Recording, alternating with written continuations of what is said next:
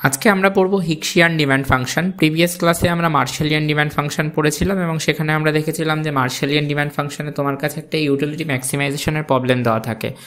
সেখানে ইউটিলিটিটা ম্যাক্সিমাইজেশনের প্রবলেমটা যেখানেই দেওয়া থাকে একটা সাবজেক্ট টু বাজেট কনস্ট্যান্টের রেসপেক্টে তুমি ওটাকে ডেরিভেটিভ করে এক্স আর ওয়াই এর মার্শালিয়ান ডিমান্ড ফাংশন বের করতে পারো। এবারে হিক্সিয়ান ডিমান্ড ফাংশনে কি হবে, এখানে কিন্তু তোমাকে ইউটিলিটি ম্যাক্সিমাইজ করতে হবে না, এখানে তোমাকে ইনকাম বা এক্সপেন্ডিচার বা বাজেট সেটাকে মিনিমাইজ করতে হবে, এক্সপেন্ডিচারটাকে মিনিমাইজ করতে হবে বা বাজেটটাকে মিনিমাইজ করতে হবে। তো এখানে গল্পটা কিন্তু একটু অন্য। আগের ক্ষেত্রে যখন আমরা মার্শালিয়ান ডিমান্ড ফাংশন পড়েছিলাম তখন আমাদেরকে কিন্তু ইউটিলিটিটা ম্যাক্সিমাইজ করতে হয়েছে। আমাদের অবজেক্টিভ ফাংশন কি ছিল? অবজেক্টিভ ফাংশন কিন্তু ছিল utility maximisation. Okay, so let me just right this. In Marshallian demand function, objective function was to max মানে maximization of utility। কিন্তু যখনই আমরা হিক্সিয়ান ডিমান্ড ফাংশনে পৌঁছে যাব, হিক্সিয়ান ডিমান্ড ফাংশন, তখনই আমাদের অবজেক্টিভ ফাংশন কিন্তু পাল্টে যাবে। অবজেক্টিভ ফাংশনটা কি হয়ে যাবে? অবজেক্টিভ ফাংশনটা হয়ে যাবে টু মিনিমাইজ ইনকাম বা মিনিমাইজ বাজেট বা মিনিমাইজ এক্সপেন্ডিচার। ওকে, সো আমরা আমাদের এক্সপেন্ডিচার বা খরচাটাকে মিনিমাইজ করতে চাইছি সাবজেক্ট টু ইউটিলিটি। সো আমরা এটাকে কীভাবে লিখব? আমরা লিখব যে মিনিমাইজ এক্সপেন্ডিচারটাকে আমি এম দিয়ে লিখলাম বা খরচাটাকে আমি এম দিয়ে লিখলাম P1x plus P2y subject to utility, and utility is a function of x and y, suppose x into y. Okay, so এখানে আমরা কি করতে চাইছি? আমরা করতে চাইছি আগের ক্ষেত্রে যখন আমরা মার্শালিয়ান ডিমান্ড ফাংশন পড়ছিলাম তখন আমরা দেখছিলাম যে এরকম আমাদের অবজেক্টিভ ফাংশনটা ছিল যে আমাদেরকে ম্যাক্সিমাইজ করতে হবে ইউটিলিটিটাকে।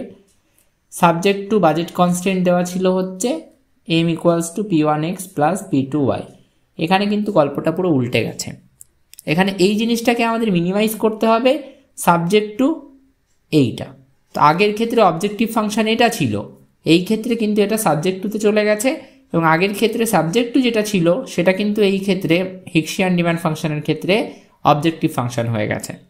ওকে, so now let me continue from this portion.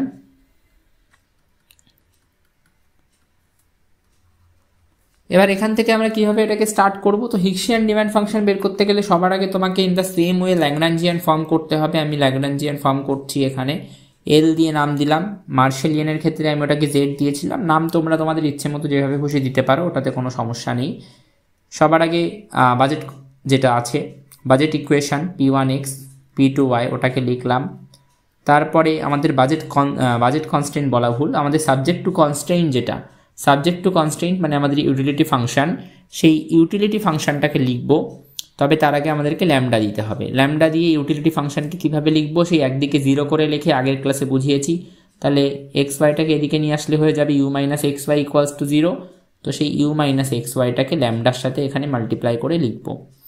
এবার আমরা পরপর ডেরিভেটিভগুলো করে ফেলবো। ফার্স্টে আমরা এক্সের রেসপেক্টে ডেরিভেটিভ করব, তারপরে ওয়াইয়ের রেসপেক্টে করব, আর লাস্টে ল্যামডার রেসপেক্টে করব। তো আমরা যদি এক্স এর রেসপেক্টে ডেরিভেটিভ করি কি পাবো?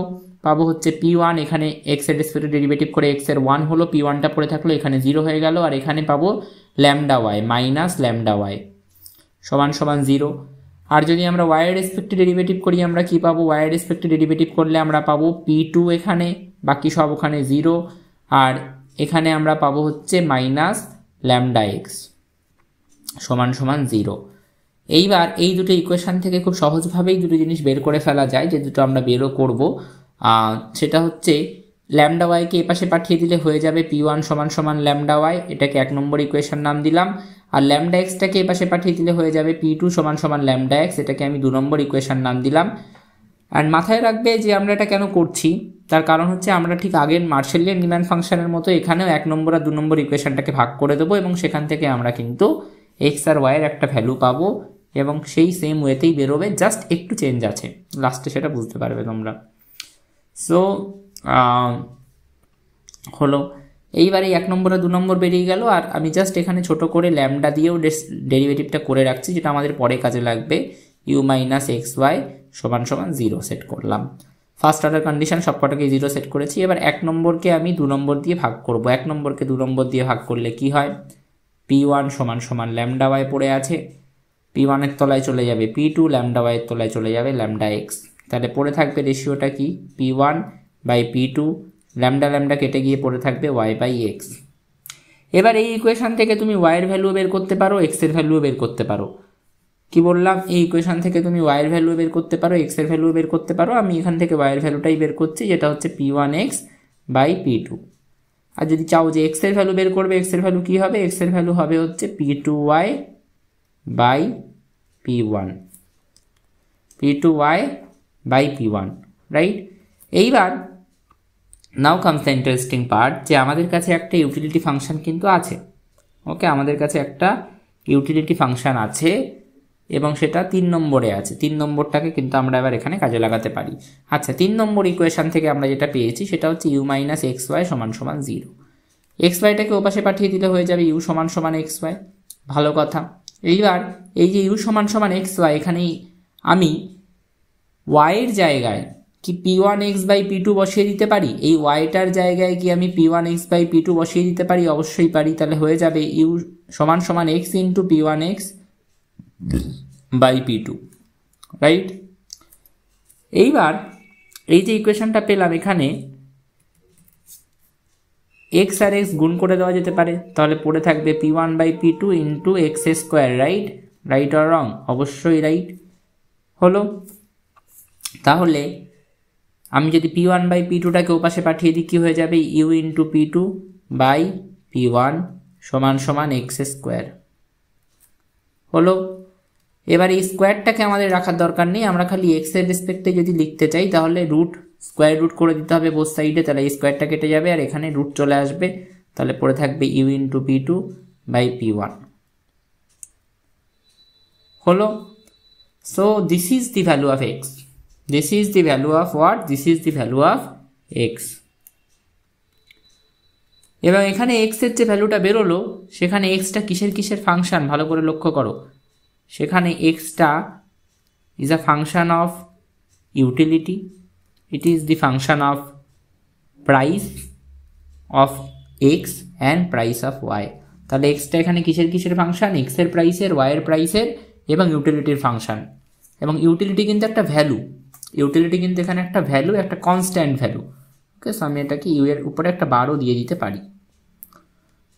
So this is what you call, X যদি কখনো এরকমভাবে utility price of X and price of ওয়াইয়ের ফাংশন হিসেবে থাকে, তাহলে আমরা সেটাকে বলবো হিক্সিয়ান ডিম্যান্ড ফাংশন। আগের ক্লাসে বুঝিয়েছি যে যদি X is a function of P1, P2 and M থাকে, then that is Marshallian demand function. আর এক্স যদি function of utility P1 and P2 থাকে, then that is a function of Hicksian demand function. So আশা করি দুটো বিষয় এবার তোমাদের কাছে পুরোপুরিভাবে পরিষ্কার।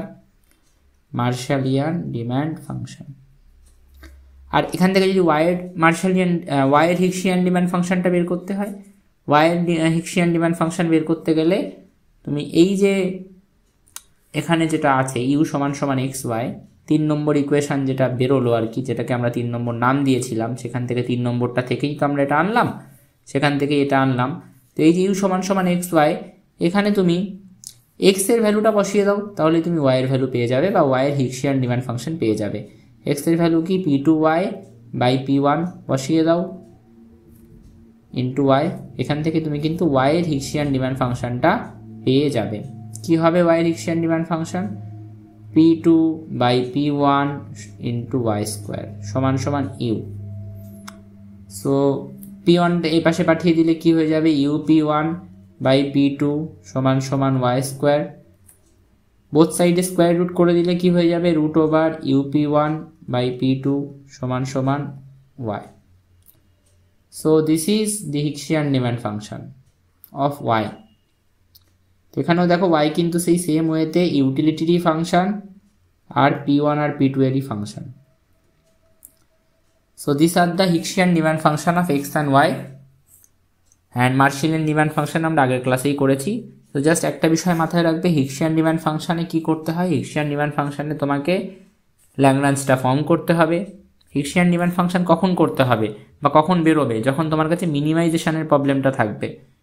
ওকে, সো মিনিমাইজ করার মতো একটা বাজেট কনস্ট্যান্টকে যদি আমরা মিনিমাইজ করি subject to the utility function, তখন আমরা সেখান থেকে ল্যাগ্রাঞ্জ ফর্ম করি, এক্স এর রেসপেক্টিভ ডেরিভেটিভ, ওয়াই এর রেসপেক্টিভ ডেরিভেটিভ, সেখান থেকে দুটো ইকুয়েশন ওদেরকে ভাগ করে আমরা এক্স ওয়াই এর ভ্যালু পেয়ে যাই।